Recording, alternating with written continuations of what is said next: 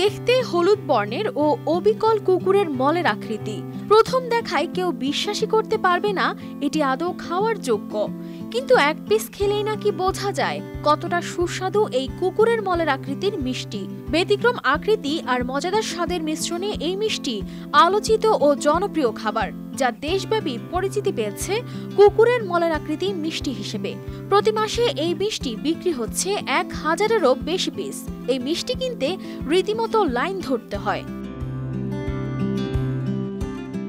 থাইল্যান্ডের রাজধানী ব্যাংককে 30 বছর বয়সী উইলাইওয়ান মি নগুয়েন তার রান্নাঘরে তৈরি করেছেন এই অদ্ভুত মিষ্টি, যা দেখতে একেবারে কুকুরের মলের আকৃতির মতো।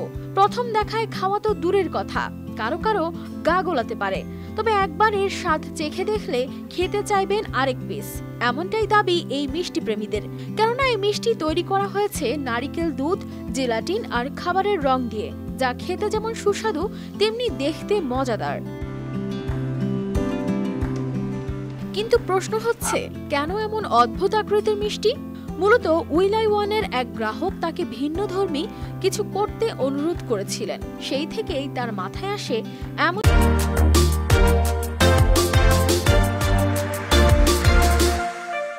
একটি আকৃতির মিষ্টি তৈরির আইডিয়া, যা মানুষ আগে কখনো দেখেনি। থাইল্যান্ডে সাধারণত ফুলের আকৃতি মিষ্টি জনপ্রিয়, তাই এই কুকুরের মলের আকৃতির মিষ্টি থাই জনগণের কাছে মজার কিছু বলে মনে হয়।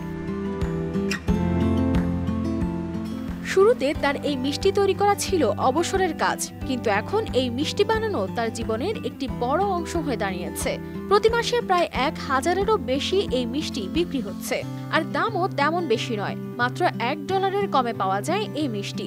তার জনপ্রিয়তার পেছনে রয়েছে সামাজিক যোগাযোগ মাধ্যমের বড় ভূমিকা।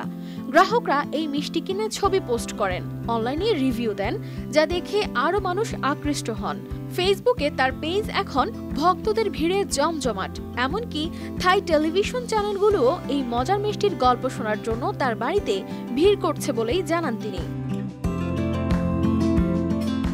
তবে এই মিষ্টি নিয়ে সবার প্রতিক্রিয়া একরকম নয়। কেউ এটি দেখে মজা পান, আবার কেউ এর আকৃতির জন্য খানিকটা বিরক্ত হন। উইলাওয়ান নিজেও বলেন, এটি এমন একটি আইডিয়া যা সবাইকে খুশি করতে পারে না, তবে যারা মজার কিছু করতে ভালোবাসেন তাদের জন্য এটি একেবারে পারফেক্ট। কানিস ফাতেমা শিমু, RTV।